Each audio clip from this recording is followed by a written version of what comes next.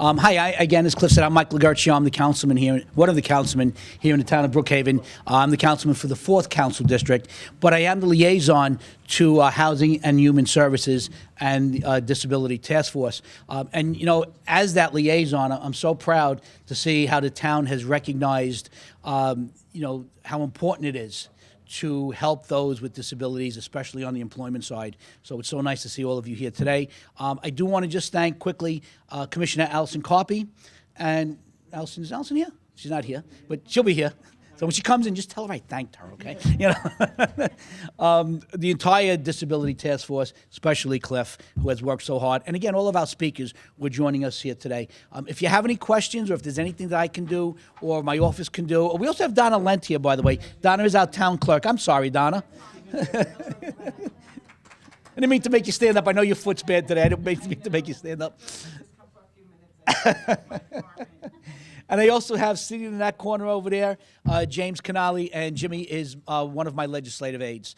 And all of them worked, thank you, and all of them worked so hard, you know, to help put all these things together. So again, if my office or myself can do anything, please contact myself, Donna, Jimmy, or Cliff at all. So thank you, everyone. Have a great day. And again, I'm so glad you're here. My pleasure. You know, a lot of the times people have all sorts of needs, and they visit my office quite often. And one of the things I take a lot of pride in is, number one, with regard to services, there are a lot of things that you can do by mail. You can call us. Very often we have people coming in with, you know, temporary problems, right? Where maybe they've broken a leg or they have a knee problem or have had a recent surgery. Fortunately for me, my office is right in the front of the building. I have all the windows that go out towards the handicap parking, right? And I can't tell you how many times, it actually just happened yesterday, I'll go outside and meet people in the parking lot so that they don't have to take that check into the office, because it can be really difficult sometimes. I've even gone as far as seeing somebody struggle here and going out in the parking lot and getting their car for them. So it's really a mindfulness that I think people need to have. And just to, you know, be able to put yourself in someone else's shoes and have a sense of the difficulties that they're experiencing. And if there's anything that you can do to make their day a little easier, I think that as human beings, we should all do that. So thank you for being here. I wanted to just come up and just say hello, and I hope you enjoy the program that's put together for you today. Thank you. Thank you very much, Donna. Can we give these ladies a little chance to sit down, and we'll start our program. Our first speaker's not here yet, but we're going to show the video first anyway, and it sort of speaks for itself.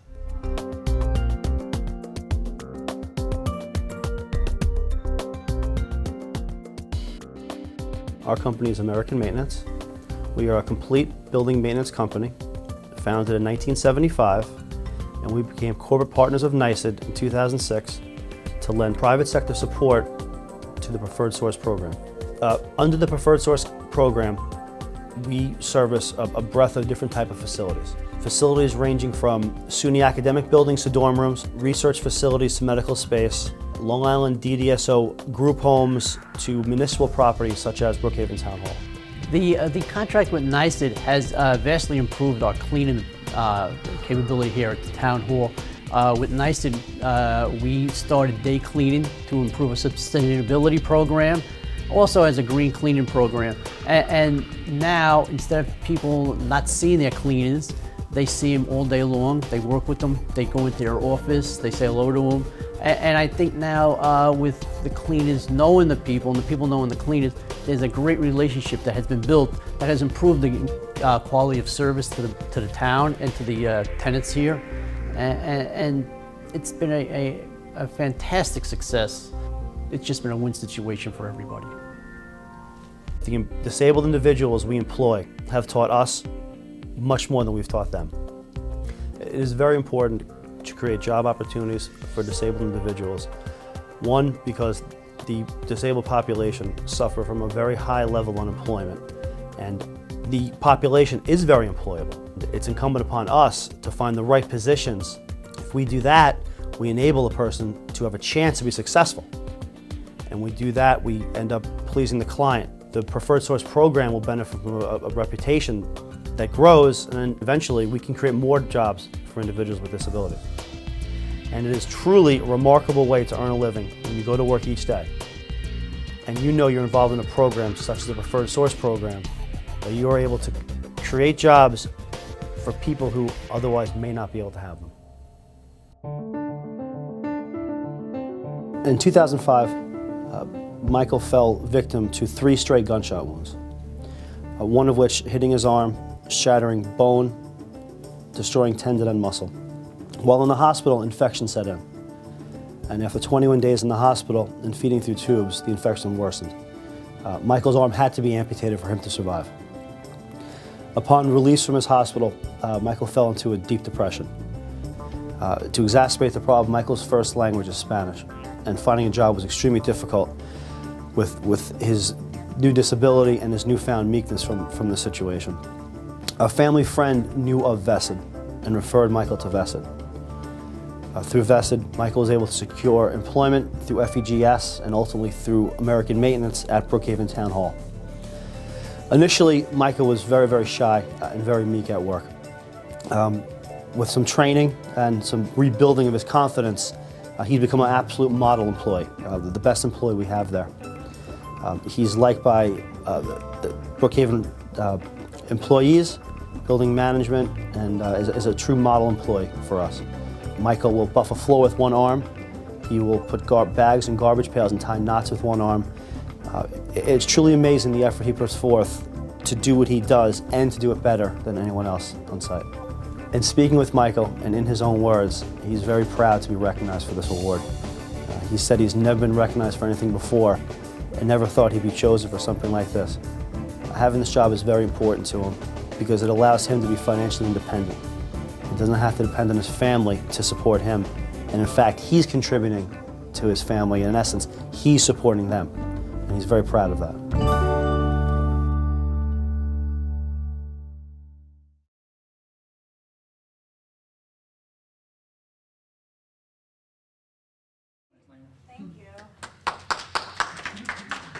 Good morning. Sorry I kind of shuffled in here a little late. I had an accident by my house and I was trying to email, but I appreciate it and I'm glad to see that that you're all here. So Michael actually does work in this building still, and he's doing a great job. And to give a little bit of an update, I actually haven't even seen him myself. He applied to have a prosthetic arm. That's actually helping him with his daily routine, even just with his daily life. This was something that actually American Maintenance and NYSED both had assisted him with, but I actually need to go and see him so I can see he's been going to therapy and things like that so he can learn how to use it. So we're very proud. But prior to that, you know, it's just, I guess, a reflection on our program and what it is that we're doing. So Cliff has been nice enough to invite me here to kind of share this with you. But just so you're aware, you know, we're always looking for individuals with disabilities that are interested in janitorial maintenance work. We also do landscaping, we also do events, things like that, but it's really important to us that we, you know, keep a connection with the agencies that we work with, because we've had many success stories and we want to continue to do so. Is anyone working for a provider agency, just so I can get an idea? Okay, so if you have individuals. Teachers? Okay, so some school districts are here, great. So actually we're trying to get involved a little bit with the schools as well for transitioning students that might not be going to college, that are interested in maybe doing an internship or looking for some type of employment like that. We've done some internships actually with transitioning students through ACCES-VR. We just took one for this summer at Old Westbury College, and then we took another for Stony Brook University, which was really cool about Stony Brook because this individual actually was given scholarship to Stony Brook. And, you know, he's looking at an academic career, but he was interested in, you know, making some money in the meantime. And you know, ACCES had referred him to us. And it worked out great because he took that opportunity to learn the campus. We were actually able to kind of plug him around a little bit, and he was getting ready for the semester, and he was also able to kind of like be a part of our operation, which was really cool. So, you know, very polite, and he moved on, and I told him that, you know, during his breaks or whenever, or if even in class, he sees a garbage he wants to, just kidding. But, you know, he was doing really well. So I guess the point of what I'm trying to say, and part of, you know, National Disability Employment Awareness Month, is this is ongoing for us, and we're glad that, you know, we have the opportunity to kind of prove that or show that during these months and these presentations. But I just want everyone here to know that our mission, or my daily, you know, job and responsibilities, is working with this population and trying to get them employed. So you have an idea also as far as our referral process. If you have anyone that is interested, I know that I talk about Stony Brook a lot. That's probably because we have a lot of openings on that campus, because we have so many buildings, so many people, so many events. The university is constantly moving, so we're always looking to bring people there. But we do have other locations, including Brookhaven Town Hall. Okay, we have about a 6-person operation here. And the crew here actually has been here for some time, which is always good. You know, it ends up being double-edged sometimes, because we have new people that come in that we want to give an opportunity to. And at the same time, we don't want the turnover. You know, we want everybody to be able to stay, retain their position, you know, bring that income home to their families. And, you know, so we're proud of that also. But we do have locations throughout Nassau and Suffolk County. So I have my business card here. If anyone is interested, or Cliff has my information, he can certainly pass it out. But we partner with agencies on the island.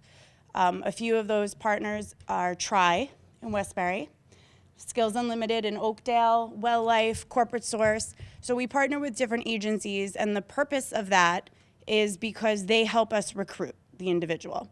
So part of this whole process is disability documentation, and being we're the employer and we're not privy to that information, we partner with these agencies. They help us, you know, find the individuals that are interested, and they'll speak with the counselor. They'll, you know, collect that documentation. They'll make sure that we're good on that end, and then they come meet me. And then once they meet me, we go over, you know, it's like a normal, regular interview.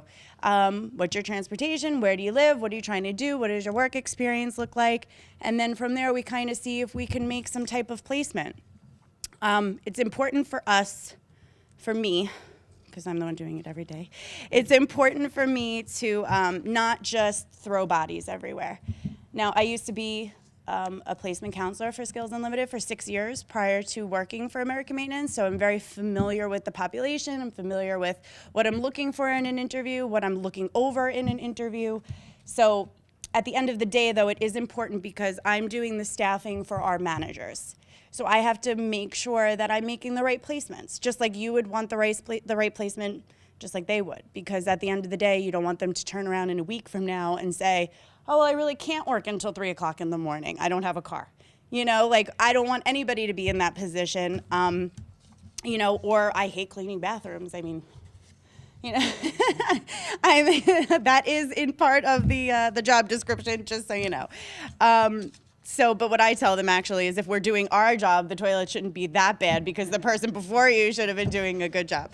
But either way, you know, like I was saying, it's important that I make the right placements because I want the individual to retain the position. I'm not saying they need to be there their whole life. I'm not saying that they need to retire with us. What I'm saying is even if it is a stepping stone or just something that they can do in the meantime while they're trying to get back in their union or they're going back to school or whatever the case may be, we're available for those opportunities. Is supported employment a welcome part of your process? Yes. So with supported employment and with job coaching, they're certainly invited onto our site. I like to try to organize those efforts so I can connect the job coach with the manager and kind of reduce any confusion about who they are, what they're doing. But all the managers are very aware of, you know, job coaching and things like that. Now, when it comes to job coaching, the only thing that I guess I've had some conversation about or some things that we've just realized over time is if I have an individual that drives and is in supported employment and they want to take a night job or an overnight job. I know sometimes that it's not ideal for the job coach to be there until 2 o'clock in the morning. But at the same time, I don't want the individual to fail. So we may be able to kind of work something out depending if they just need some transitional job coaching. Maybe we can get the job coach to come for a couple hours in the beginning, just acclimate the person. Or we have our partners that sometimes can jump in if that's the case. Yeah, ours are very flexible. Their hours are very flexible, even into the evening. So Okay, That's that's definitely great. something What that's good to hear. agency are you with? Mary Haven. Okay, great. We work with Mary Haven. Yeah. Are you looking for private corporations or companies to place people in, like to partner with? Is American Maintenance looking Yeah, for like, private or companies? anyone, like, if my husband works for an electrician, and I could see this going well in his company if I could somehow. So you're asking if American Maintenance would be in a position to place Place with individuals private- with other private companies. Right, yeah. It's an interesting concept. I mean, we've kind of thought about that before. Okay. We're part of NYSED at this point, so our contracts come through them, and then we're following their, policy and protocol with the partners, and then, of course, with the client. So the client would be Stony Brook or Brookhaven, Yeah, I mean, we've talked about it. We've talked about it. I would more, it's something I would be willing to do is work with other companies and try to do that. Being, like I said, in the industry before, I know that that's the idea. That's where all the agencies want to go. They want to be able to make those connections and place the people. But unfortunately, I realize still that there's an issue when it comes to that.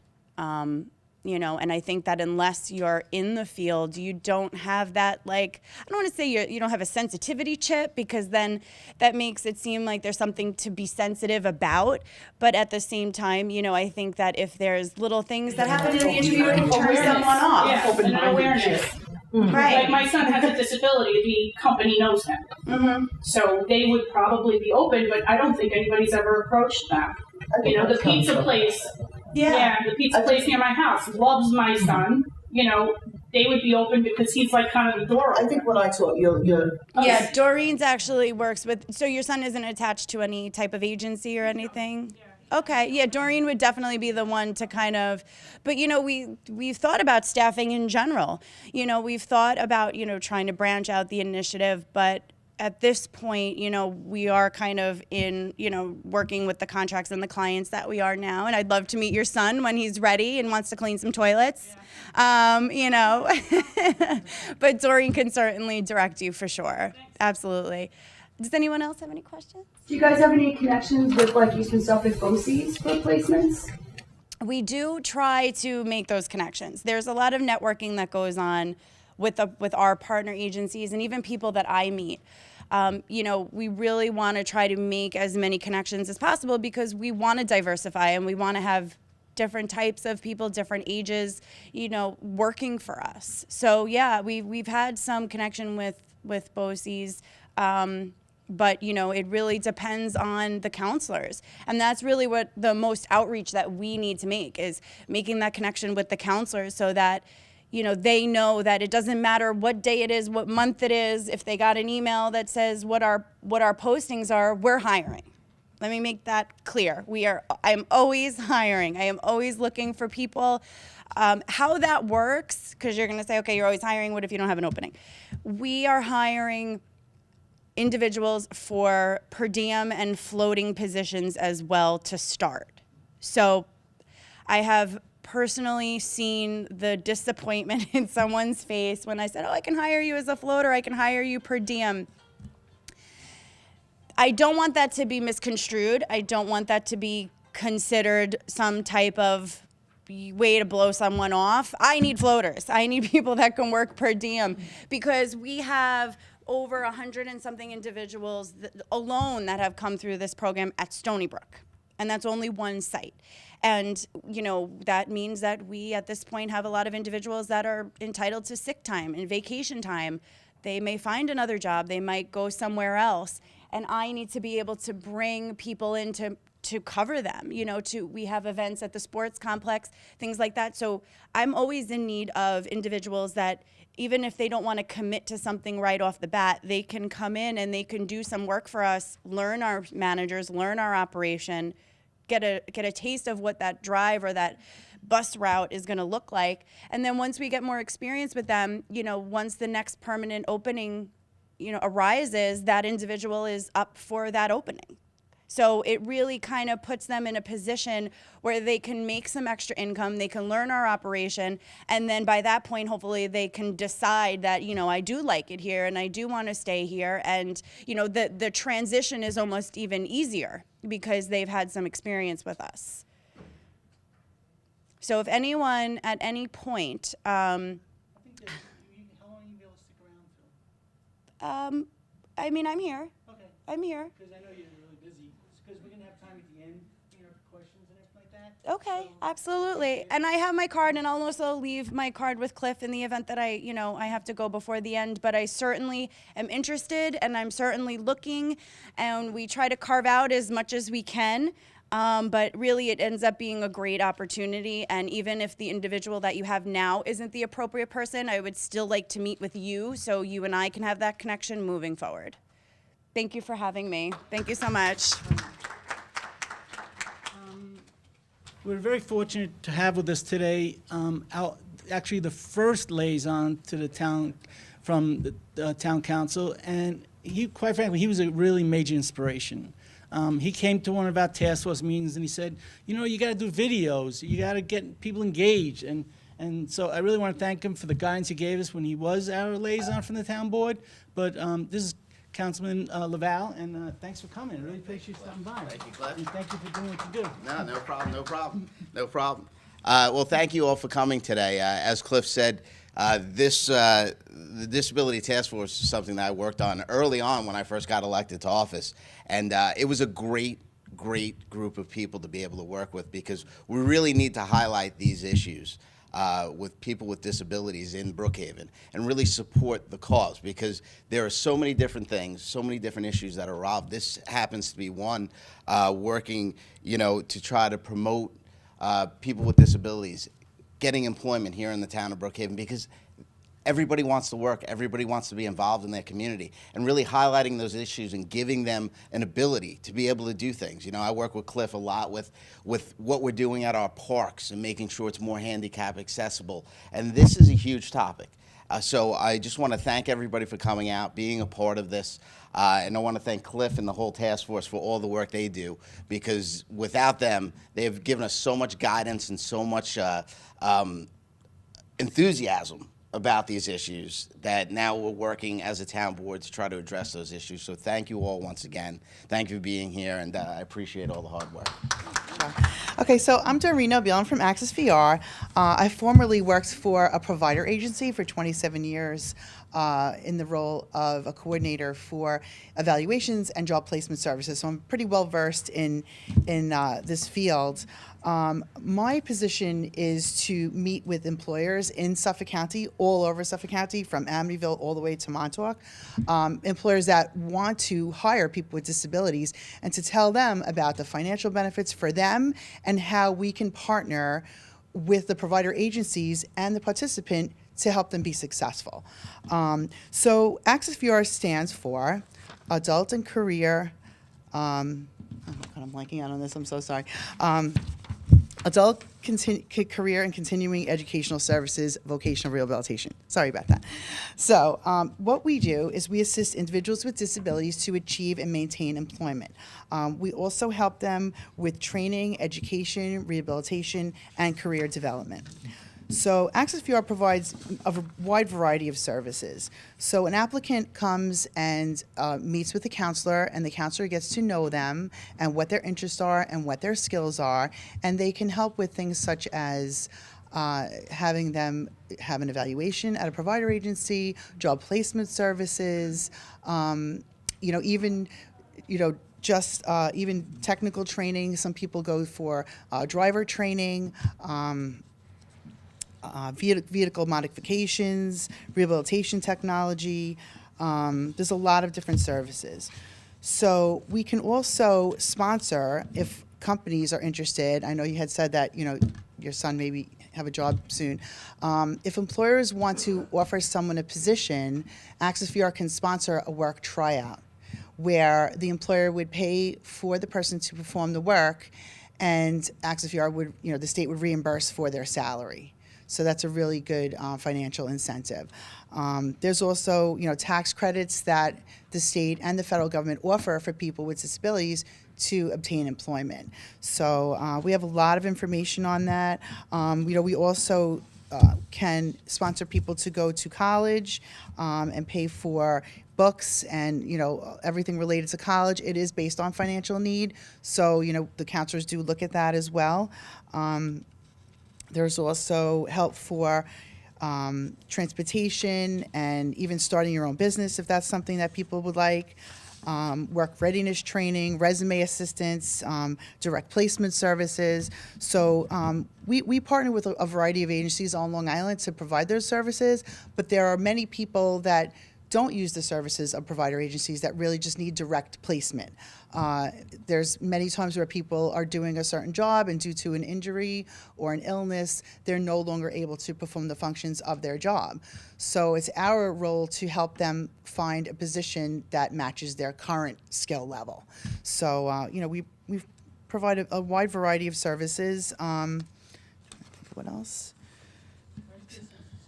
So, really thousands of people every month are placed in jobs and become successful with the support of ACCES-VR. I'll give you one example. I spoke with a young man yesterday that received sponsorship for college. He had very little financial resources, and they sent him to Johnson & Wales College, and he took culinary training. He came back from college and he got a full-time job with a company called Lessings, which is very big on Long Island.